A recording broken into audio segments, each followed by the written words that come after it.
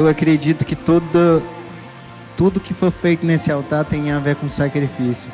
Quando nós não nos sacrificamos, o louvor não é recebido, nós não alcançamos a atenção do Senhor. É quando nós sacrificamos as nossas vontades, os nossos achismos, quando nós reconhecemos o poder e o senhorio de Cristo sobre as nossas vidas, que nós realmente começamos a compreender o poder da palavra de Deus. E eu lembro muito bem de uma palavra do apóstolo Paulo, que eu acho que é um dos homens que mais me inspiram nas Sagradas Escrituras. O apóstolo Paulo vai dizer em Atos capítulo 20, versos 24, que em nada considero a minha vida valiosa, desde que eu complete o meu ministério, desde que eu complete a minha carreira e o ministério que recebi do Senhor Jesus de testemunhar o evangelho da graça de Deus. Eu acho muito poderoso essa palavra, porque ele é um homem que não muda no decorrer das Escrituras. Em Gálatas capítulo 6, verso 17, ele vai dizer: quanto a mim, que ninguém me moleste, porque eu trago no corpo as marcas de Cristo. É muito poderoso o que esse homem está dizendo, sabe? Um homem que foi arrancado da sua sociedade, que deu as costas para as pessoas que o tratavam, que o colocavam tão nesse local de reverência, sabe, tipo de culto. O apóstolo Paulo era um homem muito admirado dentro da sua sociedade, mas um homem que sacrificou tudo por Cristo, absolutamente tudo por Cristo. Eu me inspiro na história dele. E é sério, embora a pastora tenha tecido aí várias palavras, eu recebo no nome de Jesus, eu fico muito contente que a minha história inspire ou leve as pessoas a refletirem a respeito de Cristo. Mas, gente, não tem nada. Na verdade, é pouco Mateus e mais Jesus durante todo esse período. É pouco Mateus e mais Jesus. Eu fiz um mapa aqui para não perder, para tentar concatenar as ideias, para tentar levar a narração da minha vida mais linear, para que seja algo mais claro, dando sequência, não narrar o futuro, o passado, o presente, não misturar aqui as ações. Primeiro é importante destacar que eu sou Mateus, eu sou casado com a Patrícia aqui, que está sentado aqui. Deus me abençoou com um casamento muito abençoado. Amo a minha esposa. Eu sou irmão da Domingas, que está lá no fundo. Aquela provavelmente vai morrer de vergonha agora. Está ao lado do esposo dela. A Silvana, minha prima, que está ao lado do meu irmão Sebastião também. Então, essa história não é só minha, é uma história que envolve inúmeras outras pessoas. Mas vamos ao que importa ser dito. Eu queria destacar para vocês algumas lembranças da minha vida. Porque, tipo assim, eu me lembro eu tive uma infância também. Eu brinquei quando chovia na chuva. Eu brinquei de futebol, brinquei com os meus amigos. Eu tenho algumas lembranças também com a minha mãe. Eu me recordo que certa vez o meu irmão, o Sebastião, era bem pequeno, estava no quintal correndo e tinha um homem do interior que veio para bater arroz lá no interior, porque a gente colhia o arroz e chamava a máquina para bater. Eu lembro desse período, dessa lembrança que eu tenho com a minha mãe, que o Sebastião, quando a máquina começou a bater, ele saiu correndo pelo meio do quintal e a minha mãe abraçou ele. E eu não sei porquê, mas essas são uma das memórias que ficaram guardadas na minha mente. Eu me recordo também dos dias que ela nos acordava pelos sábados, aos sábados pela manhã, para a gente apanhar. Ela varria o terreiro e colocava lá a gente para pegar sujeira. Eu detestava, é fato. E eu zangava bastante todas as vezes que eu tinha que fazer esse trabalho. Eu também tenho memórias ruins da minha mãe com o meu pai. Eu lembro de certa vez que o meu pai estava batendo na minha mãe e pegou a panela de arroz e atirou para fora de casa. E E foi uma cena muito ruim, porque eu vi ele batendo, eu o vi batendo nela. E foi muito ruim processar aquilo. Eu lembro que naquela altura, eu acho que dos meus 6, 7 anos, eu disse, capaz, eu queria ser grande para pegar uma estaca e quebrar nas costas do meu pai. Porque eu não admitia, eu não processava muito bem o fato dele estar batendo na minha mãe. Mas assim, a vida foi seguindo, né, gente? Eu tive momentos muito bons com a minha mãe. E eu tive uma infância um tanto turbulenta. Eu lembro que eu estava na minha casa, certa vez, com meu irmão. Ele tinha acabado de tomar uma baladeira minha. E o meu irmão mais velho, Reinaldo, e eu estava muito interessado naquela baladeira, e eu estava com ela, e eu não admitia que ele tomasse para si. Eu sei que ele tomou e não queria me devolver, e eu saí correndo, fazendo um escarcéu para o açude, para onde a minha mãe tinha ido bem cedo, com um banheiro enorme de roupa, lavar roupa. Era costume naquele lugar, aos domingos, juntar toda a roupa suja e ir lá para o açude para lavar a roupa. Geralmente ela passava a manhã e a tarde inteira para lavar a roupa. Éramos 6. Então, gente, o que tinha era gente sujando. Pode ter certeza. E eu lembro que ela estava no açude. Quando eu saí e eu fui até o açude, e eu fui irritado pelo fato de o meu irmão ter tomado a minha baladeira. Ela veio para casa e deu uma surra no meu irmão, enorme. Gente, pensa num homem contente, numa criança contente. Eu me senti vingado demais. Ela bateu nele, tomou a baladeira e me devolveu. Foi de Deus naquela época. Pelo menos era o que eu julgava, tá? E eu lembro que, ao sair, ela disse algo que só foi ter importância depois. Ela disse, nem que seja a última surra que eu te dou.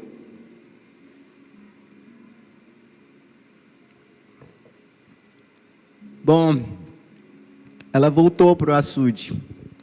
Ela estava lavando roupa com a sua melhor amiga, e a minha irmã estava por lá também, mais uma senhora. Eu sei que ela ficou em uma posição com as costas viradas para a parede do açude. A parede do açude era a estrada, ainda é a estrada onde as pessoas transitam. E ela ficou de costas viradas para a estrada, e a melhor amiga dela, que estava sentada à frente da tábua, ficou virada para a estrada. Estão entendendo, não estão?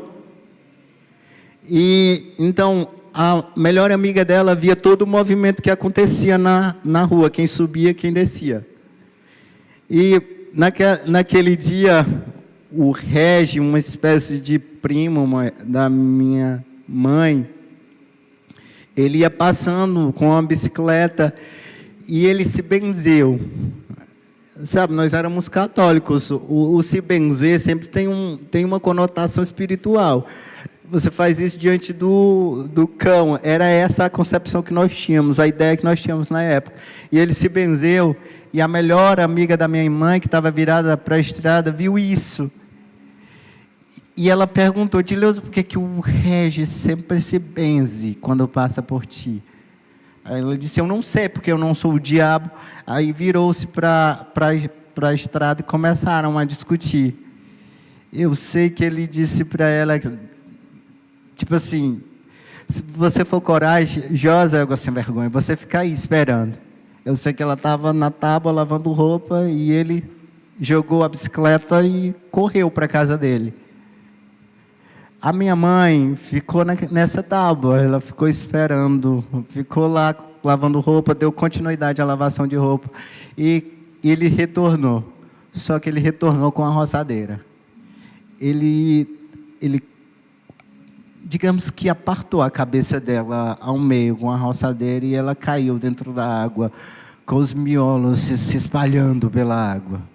A minha irmã mais velha, ela viu toda essa cena. Foi terrível, foi desesperador. A minha irmã passou meses tendo, sabe, pesadelos. Gente, pensa como eu orei. Eu pedi a Deus que salvasse. Eu lembro que eu vinha, quando eu estava na casa de um vizinho lá no interior, e começou o pessoal começou a se mover em direção ao açude. Uma tragédia tinha acontecido, eu não sabia de nada, e eu corri para o açude. Só havia um dito que alguma coisa envolvendo a Dileuza tinha acontecido. Quando eu cheguei na parede do açude, tinha uma mulher desmaiando, e eu digo assim, eu tomei fôlego e disse, ufa, não foi a minha mãe. Quando eu termino de chegar, lá está a minha mãe, sentada numa cadeira, com a cabeça toda ensanguentada. Eu orei bastante para que Deus poupasse a minha mãe. Eu lembro que eu tenho uma avó, ela ainda está viva, graças a Deus, que eu passei durante esses 15 dias que a minha mãe passou em Teresina, eu não saía do colo dela. Mas era uma tristeza tão grande. E eu implorei a Deus para poupá-la. Eu implorei para que Ele a curasse. Eu lembro que uma tia minha chegou até uma vez a me dizer, nesse período desses 15 dias, não, Mateus, olha, é possível sim, porque eu vi uma notícia de que uma senhora que pegou um tiro no coração e conseguiu sobreviver, e isso me deu tanta fé, e eu apliquei tanta fé que ela sobreviveria. 15 dias depois, ela retornava para casa sem vida. O meu pai tinha ido viajar para trabalhar, para nos sustentar. O meu pai só ficou sabendo da morte dela. Cara, eu chorei bastante. Eu chorei muito. E principalmente pelos termos. Porque a minha mãe partiu sem dar sinais. A minha mãe estava boinha, não tinha nenhuma doença, não morreu acometida de nenhuma doença, não houve nenhuma preparação. Ela foi do dia para a noite. O que mais me doeu foi o fato de não ter abraçado, de não ter dito eu te amo, porque eram coisas que passaram a ter um valor tão grande depois da partida dela, que isso martelava meu coração, isso doía demais. Eu me recordo que eu sou de uma época em que nós chegávamos na escola e nós formávamos durante as segundas-feiras para cantar um hino. E eu me recordo, é uma das lembranças que eu guardo, de certa vez que eu estava na escola lá em Graçaranha, e nós fizemos a fila para formar, e era o Dia das Mães, e a professora Zulaneide começou a ter uma conversa com todos os alunos. Ela começou a dizer, amanhã vai ser o Dia das Mães, você vai acordar cedo, você vai preparar um café da manhã maravilhoso para sua mãe, você vai dizer o quanto você a ama. Eu me recordo que eu chorei que salucei. Eu tive que ser tirado ali da fila, e eu fui para uma sala à parte. Eu e uma outra moça que tinha perdido a mãe dela também. Eu contendi com Deus também, porque... Tá bom, Ele tirou, ele permitiu que ela morresse, mas não seria demais ter dado a oportunidade da gente dizer adeus, ter se despedido, ter dito eu te amo. Foi tudo tão rápido, foi tudo tão às pressas, que ninguém teve tempo de dizer nada. Quando você vê, já foi. O meu pai retornou do Mato Grosso. Ele tinha ido para trabalhar, e ele juntou todo o dinheiro que tinha para custear as despesas. Nós somos 6. E o meu pai teve que cuidar de 6 crianças. E agora sem a minha mãe. Gente, no primeiro ano, nós vivemos bastante de doações, nós recebíamos alimentos, nós recebíamos roupa. O pessoal da Igreja Católica, lá onde nós morávamos, eles se sensibilizaram e pediram alimentos às pessoas, e a gente recebeu bastante alimento. Foi foi feita essa reserva. Eu acho que não foi 1 ano, ou talvez 1 ano e meio. O meu pai, gente, ele surtou. Foi um período muito difícil. O meu pai é a pessoa mais maravilhosa que eu conheço.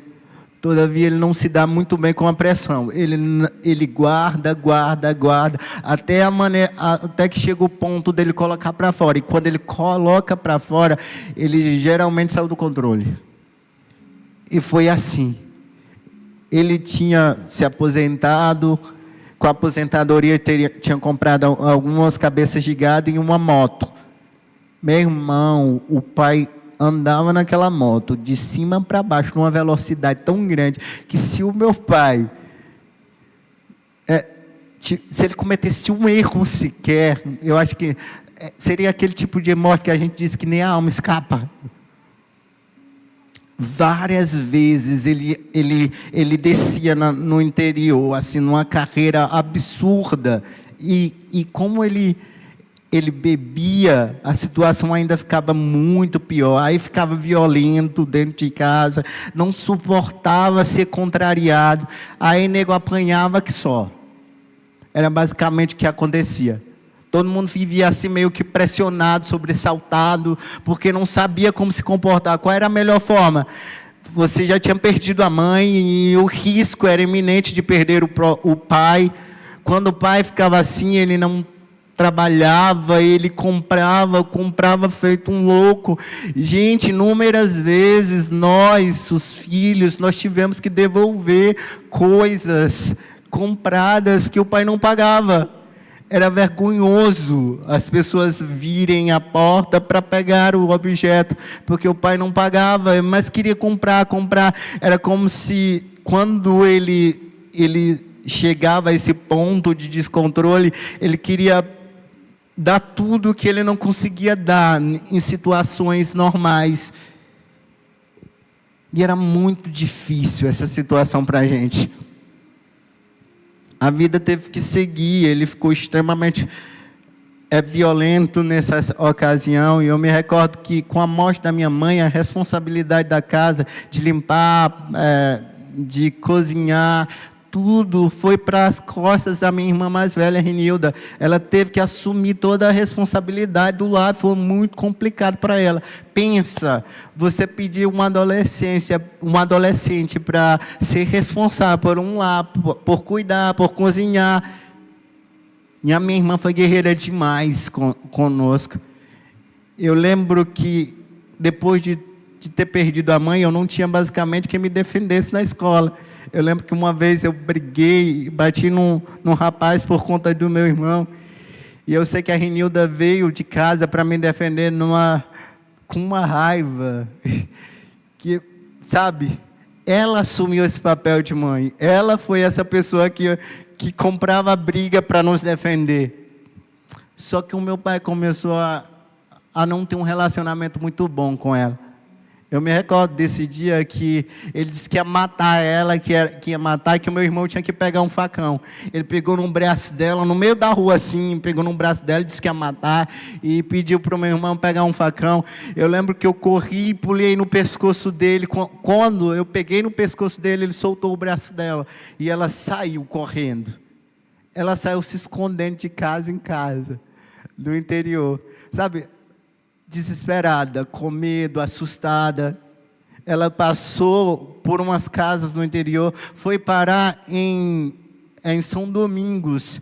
Ela morou um período em São Domingos, mas era muito perto, e ele estava tentando descobrir onde ela estava, até o ponto que ela acabou indo morar em Brasília.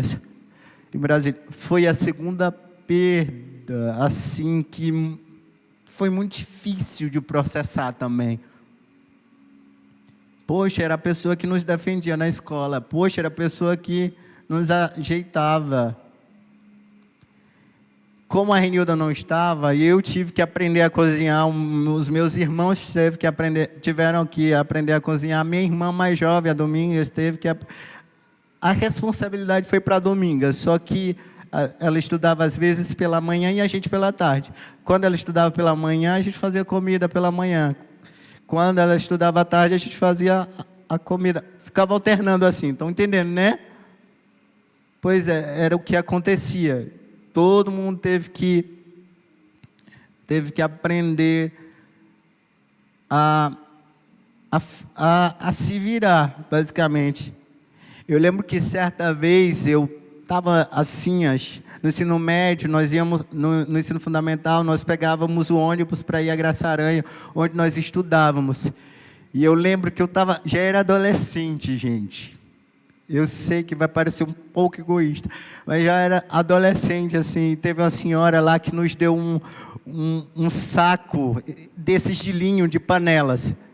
Cara, e ela pediu para eu trazer o saco. Pensa como eu estava com vergonha de sair daquele ônibus cheio de adolescentes, da minha idade, com aquele saco de panela nas costas. Eu desci com aquele saco chorando, morrendo de vergonha. Sabe, eram coisas que eram ruins. Eu me tornei, da noite para o dia, o menino da mulher que mataram na parede do açude. Todo mundo conhecia a nossa história. Sabe, não havia ninguém. Eu sei que as pessoas eram maravilhosas, mas sabe aquele sentimento que vai pegando em você, e tipo assim, digamos que eu fui descrendo em todas as possibilidades de futuro, pelo menos positiva. Eu não acreditava bastante, eu não acreditava de fato que houvesse potencial em mim para fazer qualquer coisa, porque tanta desgraça já tinha acontecido, tanta miséria já tinha acontecido. Gente, houve uma vez que o meu pai surtou, que ele disse que ia se matar, e ele saiu correndo de dentro de casa numa velocidade maior do mundo para se lançar de cabeça dentro de um poço. Era um desespero terrível. Glória a Deus, havia um arame lá e ele bateu, acho que com o pescoço no arame e caiu. E ele ficou, eu acho que naquela pancada ele ficou, tipo assim, voltou para o normal. A gente vivia tão desesperado, tão sobressaltado. Era muito difícil a situação. Foi um período bem complicado. Não poderia ter forjado um ser diferente. Eu era alguém que não acreditava. Ponto. Eu tinha uma fé lá no Senhor Jesus, acreditava, mas acreditava que Ele basicamente estava muito ocupado para olhar para as minhas necessidades.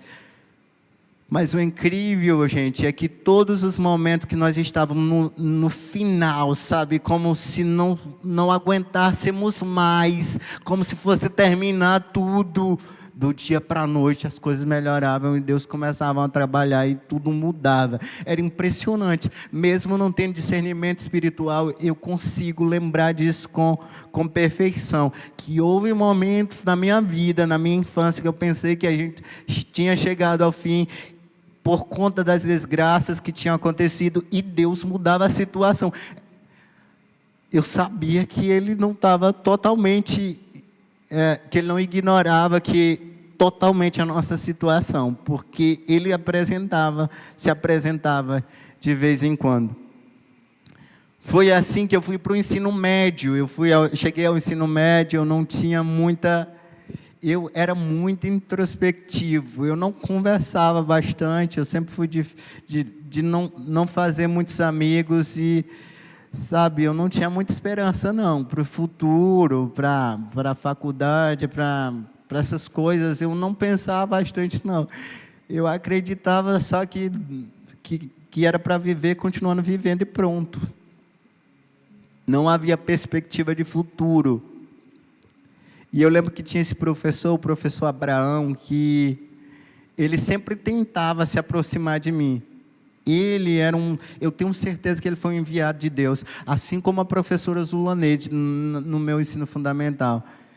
Eu lembro que a professora Zulaneide sempre chegava para mim: Mateus, tem que tomar banho, Mateus, tu tem que usar creme de axila, porque ela notava isso e ela chegava e ela falava, ela tinha um cuidado basicamente e ajudava bastante. Eu lembro que no ensino médio essa pessoa foi o professor Abraão. Teve uma vez que ele perguntou se eu queria uma calculadora. nós estávamos, ele era o meu professor de física e a gente precisava fazer alguns cálculos. Eu não tinha calculadora, e teve uma vez que ele veio até mim e disse: Mateus, eu quero comprar uma calculadora para ti. Eu disse: não, moço, eu tenho uma calculadora, eu deixei em casa, não quero não. Eu estava cansado desse negócio de, tu tem uma história tão ruim, cara, eu estou com pena de ti, eu vou te dar eu vou te ajudar. Eu acho que o meu coração foi se fechando a tal ponto que eu não estava aberto para esse tipo de ajudas. Eu queria esquecer que eu era essa criança, esse ser que tinha vida como essa, que tinha passado por tais problemas. E eu lembro que ele tentou se aproximar e eu disse: não preciso não, eu tenho uma calculadora. Eu não tinha, e precisava, mas não aceitei. E eu lembro que veio o término do ensino médio e ele disse: Mateus, vai fazer faculdade? Eu disse: rapaz, não vou fazer faculdade nada, sou burro, não vou passar em nada não. Ele disse: Mateus, tu vai fazer faculdade, sim, você vai fazer o vestibular e você vai passar. Eu disse: professor, moço, eu não vou passar, eu não tenho dinheiro para isso também não. Na época havia passado o período de isenção e eu nem sabia o que era isenção também, né? Ele se ofereceu então para pagar, ele e a professora Beta, outra professora amável, anjo de Deus que Deus colocou na minha vida, nesse período todo. E eles se juntaram, pagaram para eu fazer o vestibular. E eu vi a Presidente Dutra, fiz o vestibular e passei. Mas pensa como eu estava surpreso. Pensa como foi algo que, me chocou. Eu nunca imaginei que eu fosse passar no vestibular. Eu passei em 14º lugar, então foi algo que eu achei, eita, pois restou algo de inteligência aqui. E eu passei no vestibular, mas logo um problema se insinuou. O que seria? Onde eu moraria? Com quem eu moraria?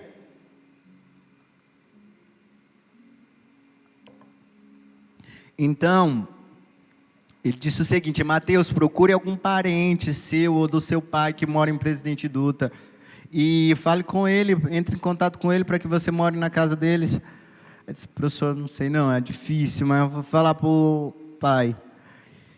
E ele disse: Mateus, se você não conseguir nenhum parente, então vamos lá, cara, eu vou alugar uma casa e vou pagar para você estudar. Foi algo muito incrível para eu ouvir isso. E eu lembro que o pai falou com uma senhora, que é a dona Clara, e o seu Zequinha, na casa de quem eu morei de 2016 a 2020. E eu vim para lá. Eu vim para a casa da dona Clara, em Presidente Dutra, morar com eles. Foi um período muito abençoado, gente. Vocês precisam entender o que foi para mim vir morar em Presidente Dutra. Cara, a gente vinha do interior, do centro do Hermínio, para Presidente Dutra só uma vez no ano, quando tinha que comprar calça para a escola, porque quando não dava jeito mesmo, porque a gente ia improvisando. Como eu tenho o meu irmão Humberto, que nasceu primeiro que eu usava a roupa dele e a gente ia alternando assim. Quando não tinha mais jeito, a gente vinha a Presidente Dutra.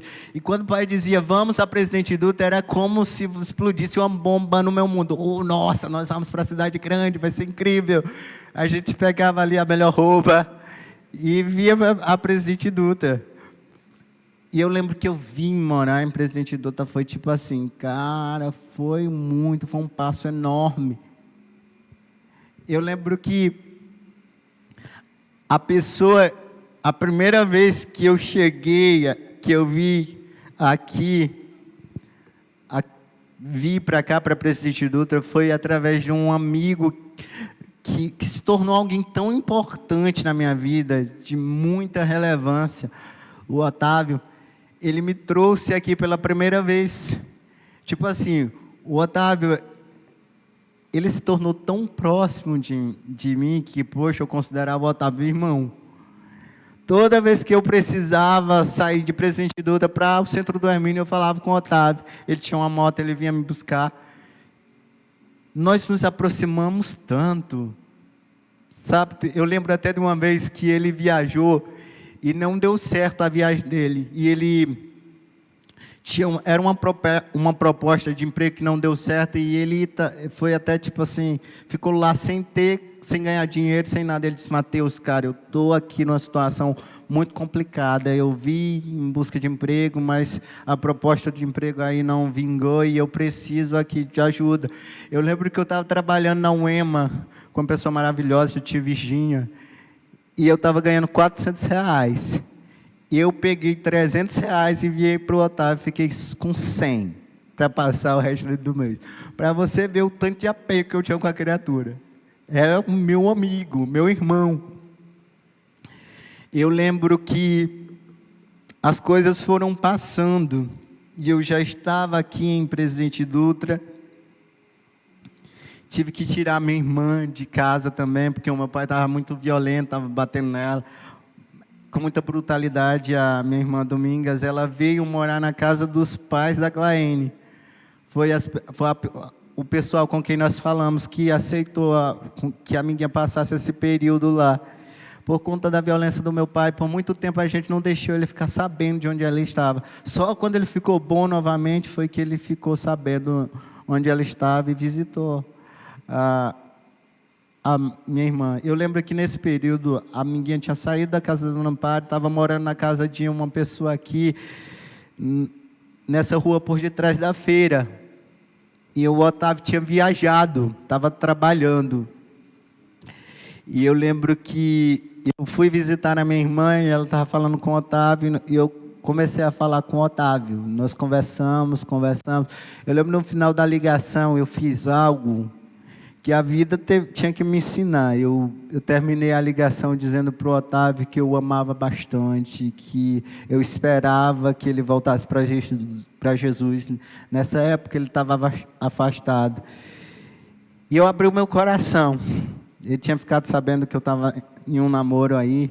E eu lembro das palavras que eu disse para o Otávio. Eu disse para o Otávio que eu amava ele. Eu o amava. Acho que umas 2 semanas depois começaram a circular uns vídeos aí no WhatsApp, e eu fiquei sabendo que o Otávio tinha sido assassinado. Cara, foi uma bomba tão grande no meu mundo. Foi mais uma perda muito grande que eu tive que processar aí. Houve muitos momentos que eu pensei, poxa, você deve ser mesmo azarado. Você deve ter muita má sorte. Mas nesse período, graças a Deus, eu estava muito próximo a Deus. Gente, durante toda essa história, eu não posso dizer que eu orei bastante para que Deus interviesse em algumas coisas. Mas eu posso dizer que todas as vezes que eu cheguei ao limite, Deus derramou graça, independentemente do meu pedido. E eu lembro que eu estava na UEMA, já estava um pouco mais deixando de cerveja, estudando, lendo, convivendo ali com pessoas abençoadíssimas. Tinha a Patrícia, que veio se tornar minha esposa, a tia Virgínia, que era uma boca de Deus na minha vida. Pensa numa pessoa que sempre tinha um conselho abençoado. Às vezes eu entrava desesperado naquela biblioteca para conversar, e ela trazia uma mensagem de Deus para acalmar o meu espírito. E eu lembro que eu estava saindo da UEMA, era basicamente umas 5 horas da tarde, voltando para a casa da Dona Clara. E quando me ligaram para o interior: ei, Mateus, a tua casa queimou. Pô, não é, pessoal. A casa tinha queimado, tinha tudo virado pó. Foi algo muito complicado.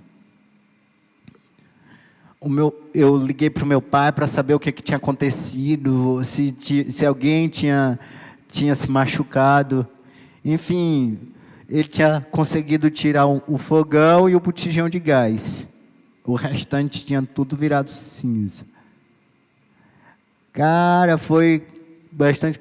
A minha preocupação maior não era com o fato da carta ter sido queimada. A minha preocupação maior era como meu pai processaria tudo isso. Foi exatamente depois que a casa queimou, sabe, virou cinza. Eu lembro que as pessoas do interior novamente começaram a se comover e elas começaram a doar coisas, colchões, redes, lençóis, camas, e era como viver toda a infância novamente. Lá vem a gente precisando de um monte de coisa novamente.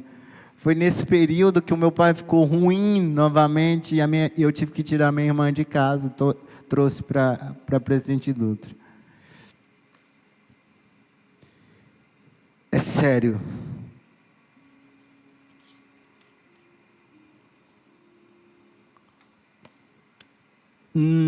Nada foi fácil. E ainda não é fácil. Mas eu aprendi algo que eu levo para mim. É possível enxergar a Deus. É impossível enxergar a Deus quando tudo que você consegue enxergar é a sua dor.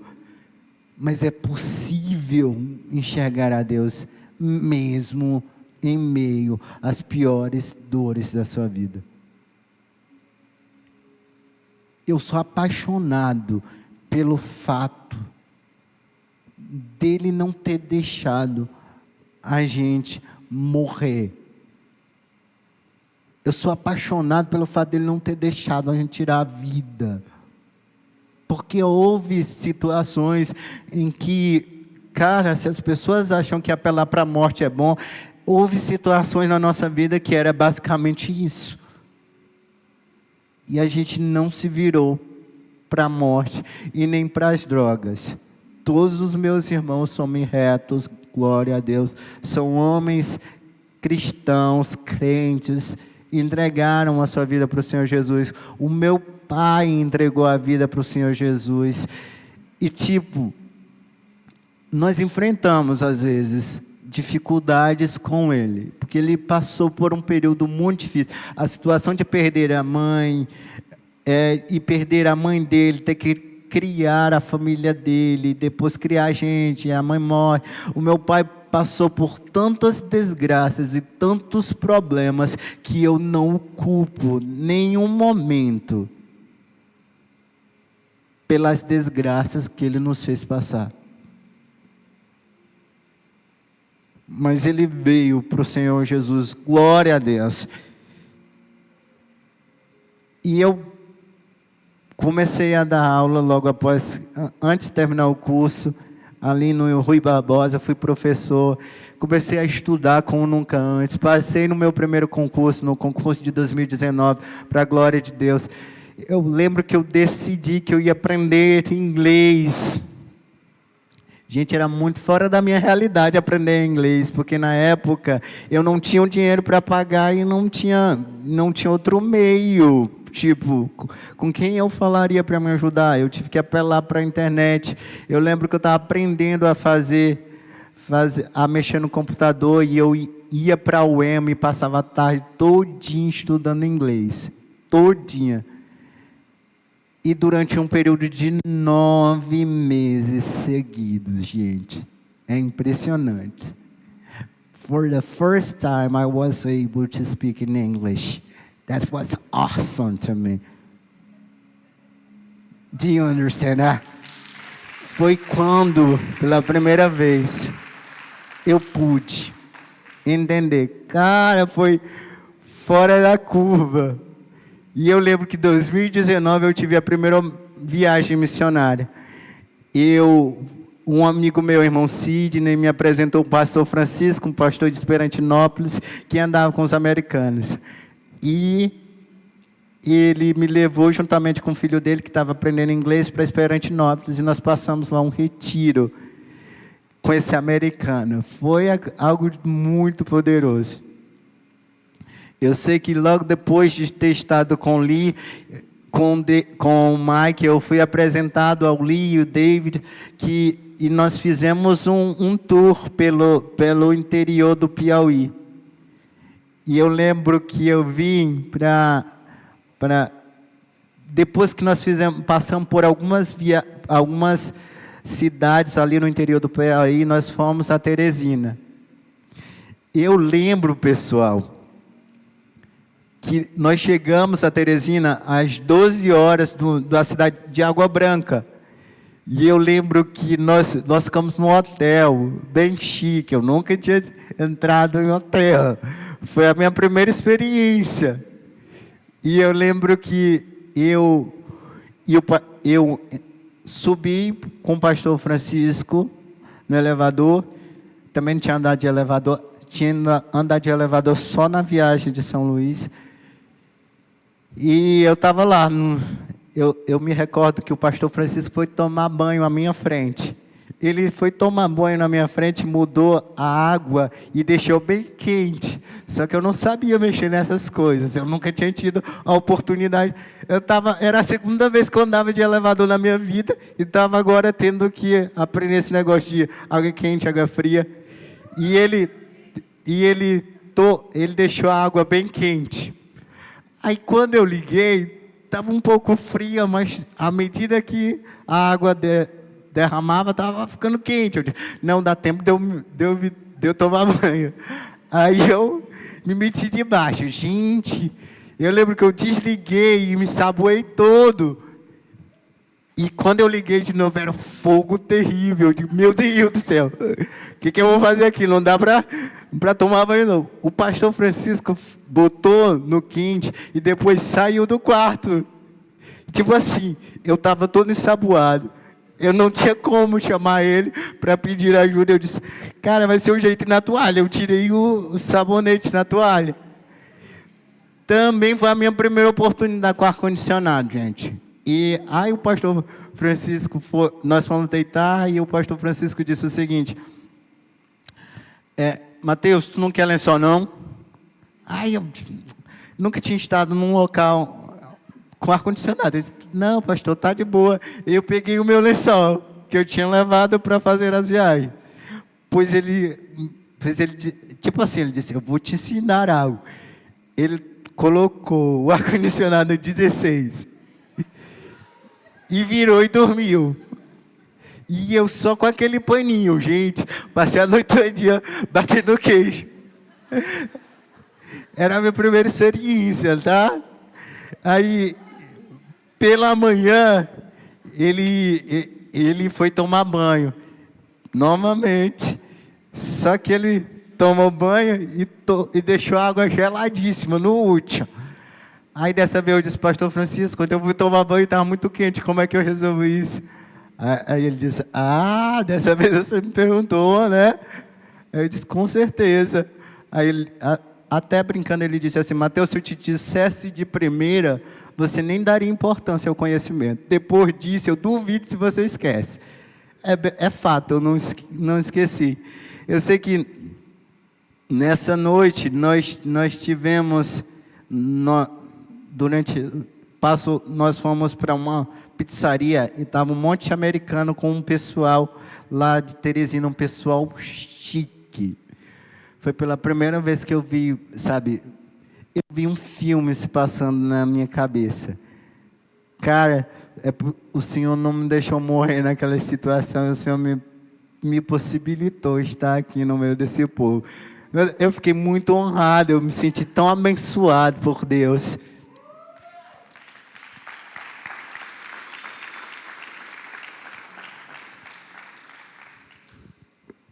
Foi no final do curso de letras que eu também casei.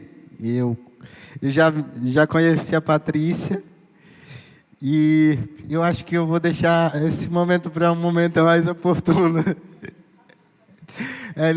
Tipo assim, eu passei um bom período deixando claro quais eram as minhas intenções, mas a Patrícia não estava muito afim, ela deixou claro. Todas as vezes, inúmeras as vezes ela deixava muito claro. Eu lembro que o ápice foi uma vez em que ela me convidou para ir para um almoço que estava tendo na casa da Joyce. E eu fui.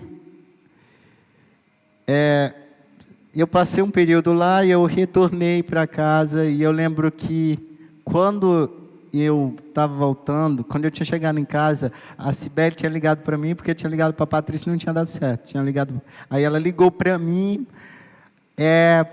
para perguntar sobre a Patrícia. E eu disse que sabia onde ela que estava. Aí eu peguei a moto e saí para buscar a Patrícia, porque eu sabia que o pai dela estava bêbado e eu achava que esse era um momento que ela ia precisar de um apoio masculino lá, alguém que pudesse contar. Não era possível que nessa circunstância essa criatura não mudasse de opinião. Foi basicamente isso. Eu estava lá e eu fiz tudo isso, fui extremamente gentil, muitíssimo educado. Só que depois ela disse: Mateus, se você tiver alguma esperança de que a gente vai ficar junto, meu irmão, tira essa esperança da tua cabeça, que isso não vai acontecer. Foi depois disso, ela foi extremamente objetiva. Tá. Vocês escutaram, né? E bom, eu entendi isso.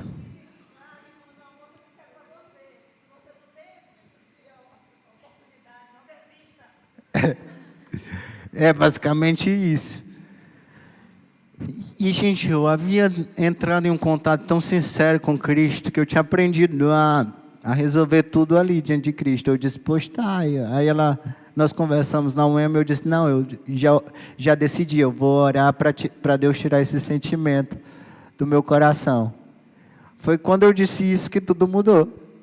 A Patrícia ela me disse que conversou com os pastores e falou também com a Israel, e foi quando as coisas começaram a mudar e ela demonstrou interesse. 7 meses depois a gente casou, foi assim. Foi rápido.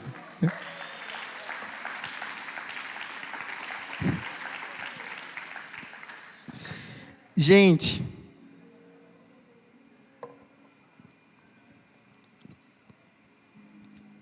vocês percebem que não foi só momentos difíceis. Houve momentos de alegria também. E eu digo isso sem medo de estar equivocado. Nada disso seria possível sem Deus. Até aprender inglês. Eu lembro que eu voltava da UEMA. E eu voltava conversando com o Espírito Santo: rapaz, isso não vai dar certo não. Meu Deus, eu estou me esforçando tanto, mas não estou vendo resultado. Deus sempre esteve lá.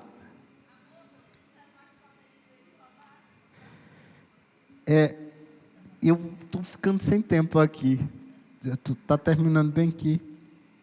Eu só queria terminar e dizer para vocês, gente, que apesar de tudo isso, apesar de passar momentos difíceis, é possível ter sim uma vida com o Senhor. Sabe, me enche os olhos o fato de que se nós estamos aqui, o fato de estarmos aqui, de fazermos o que fazemos, está alicerçado na ressurreição de Cristo. A nossa fé não para na morte. A nossa fé surge com a morte e ressurreição de Cristo. Isso é poderoso demais. Algumas semanas atrás, eu fiquei sabendo de algo muito ruim. Antes de morar com a dona Clara, uma moça morou com ela também. E quando eu fui morar com a dona Clara, nós nos aproximamos. Ela voltava para visitar a dona Clara e de vez em quando nós conversávamos. E ela falava dos sonhos dela. Eu lembro quando ela dizia que estava terminando o curso de pedagogia e que ia fazer uma pós-graduação e que cresceria. Ela estava fazendo planos para um futuro tão distante. Ela casou-se com um rapaz. Eu sei que tempo depois ela descobriu um problema no rins e teve que fazer hemodiálise. Eu lembro que eu orei por ela bastante e passou esse período todo esperando um transplante. E alguns dias, algumas semanas atrás, com 33 anos, ela morreu. Foi outra pessoa que passou pela minha vida, que teve um fim tão cedo. É por isso que eu não ignoro, gente. Eu ainda não entendo, e eu acredito que eu não entenderei o porquê, às vezes, a resposta de Deus é não. Mas eu tenho certeza de que não existe ninguém mais sábio em todo o universo do que Deus. Se Ele permitiu, se aconteceu, eu creio que, embora não sabendo o porquê, Deus sempre, as escolhas de Deus sempre são as melhores. Não se esqueçam disso. Não se esqueçam que nós vivemos. Se nós vivemos para Cristo e morremos para Cristo. Mas façamos tudo com dedicação, com honra, com zelo, com respeito, com devoção. Não esqueçamos do que os pastores nos ensinam aqui o tempo todo, sobre a responsabilidade que nós temos de nos aproximarmos, de sermos santos. É sério, eu já perdi muitas pessoas que eu amava, eu já tive que dizer adeus para pessoas que eram muito importantes, mas eu não quero jamais perder aquilo que eu tenho de mais valor. Eu amo a minha esposa, eu amo a minha casa. Gente, a minha casa não é a maior casa, não é uma casa pequena. Mas há noites que eu vou tomar banho no chuveiro, eu vou tomar banho com tanta alegria, sorrindo, porque eu me lembro dos períodos que eu acordava lá na minha casa, no interior, no meio da noite, eu tinha que ir lá para fora para fazer xixi no meio da noite, porque não tinha nenhum banheiro dentro de casa. Quando eu estou banhando no meu chuveiro, eu lembro que Deus permitiu que eu tivesse uma casa que tem um chuveiro. Eu sei que Ele é bom. Eu sei que eu não vivi tudo. Eu sei que sou um processo. Eu não sou o resultado ainda. Mas eu sei que eu não quero sacrificar nunca a presença de Deus. A presença é o que me mantém de pé, é o que me dá esperança, é o que me deu amigos e família, e uma família tão abençoada. Eu não digo isso só pela minha esposa, pelos meus sogros, mas eu digo por essa casa, pelos meus pastores. Eu amo a vida dessas pessoas. Não esqueçam de para quem vivemos. Nós vivemos para Cristo. O apóstolo Paulo, eu comecei citando o apóstolo Paulo, e eu vou terminar citando o apóstolo Paulo. Acho que é Colossenses 1:24. O apóstolo Paulo vai dizer algo muito poderoso. Agora eu me alegro nos meus sofrimentos por vocês, e preencho no meu corpo as aflições que faltam de Cristo. Sabe, eu amo. Olha aqui, agora alegro-me nos meus sofrimentos por vocês, e completo no meu corpo o que resta das aflições de Cristo, em favor de seu corpo, que é a igreja. Eu disse para Deus o seguinte: Deus, há duas ocasiões que eu prefiro a morte, e o Senhor não precisa me consultar.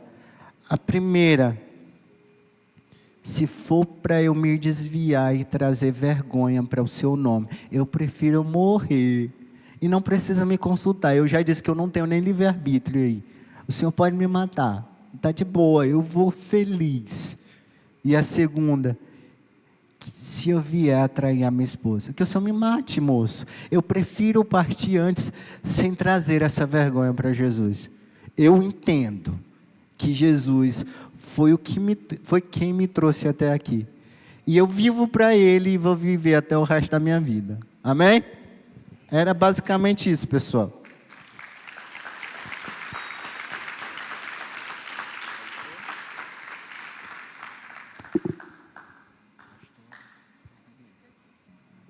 Vem aqui, Patrícia. Gente, eu nem apresentei os visitantes, né? Amém. Fique de pé nessa noite, nesse momento.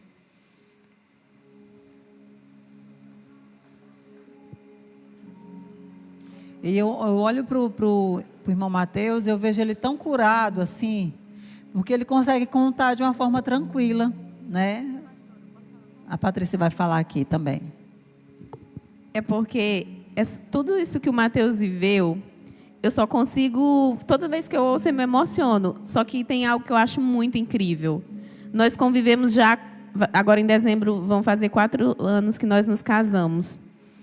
E é incrível que é como se o Mateus não tivesse vivido nada disso no que diz respeito a... Tipo, ele não é ignorante, ele não é revoltado, ele não é deprimido.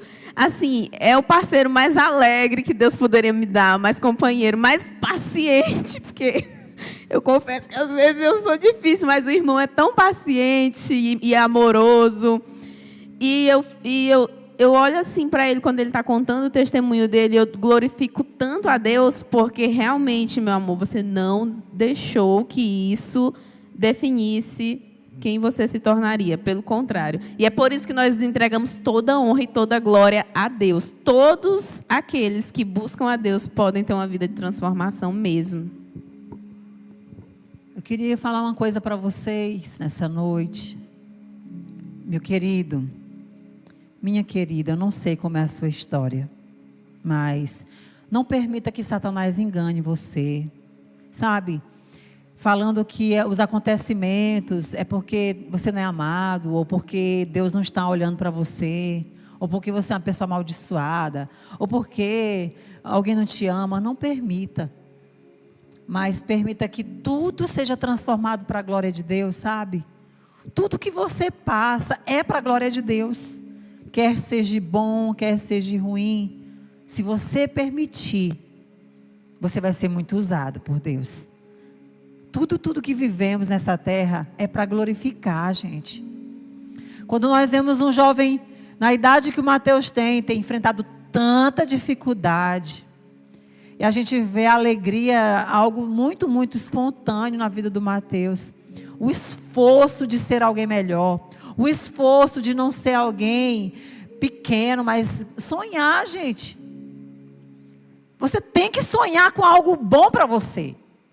Você tem que sonhar em casar com alguém que te ama. Você tem que sonhar em crescer, em estudar. Meu Deus!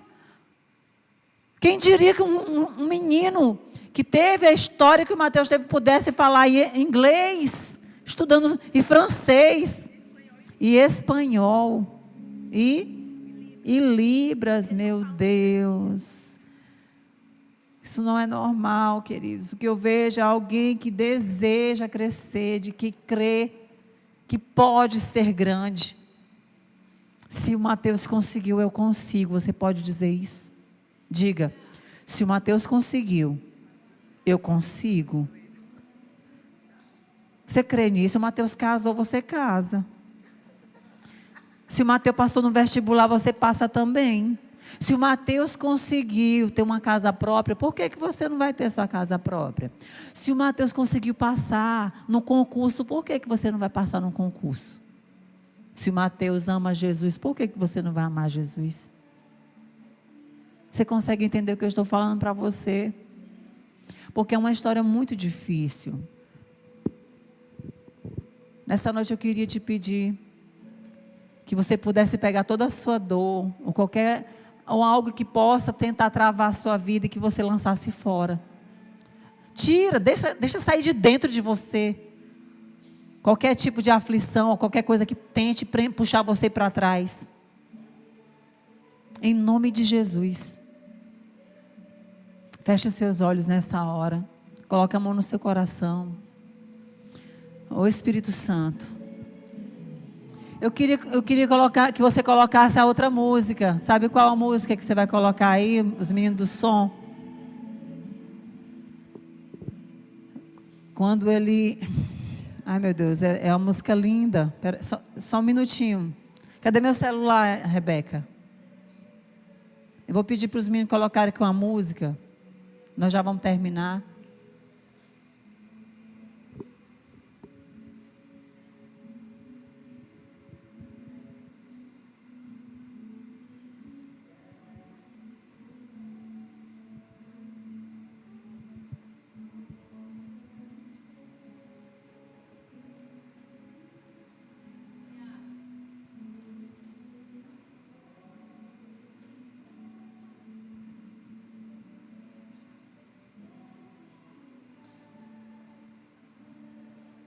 é o nome daquela música que nós colocamos? Hã? Sempre que me olhares. É porque no meu celular está chegando um monte de mensagem. Coloca a música Sempre que me olhares, por favor, meninos. Feche seus olhos.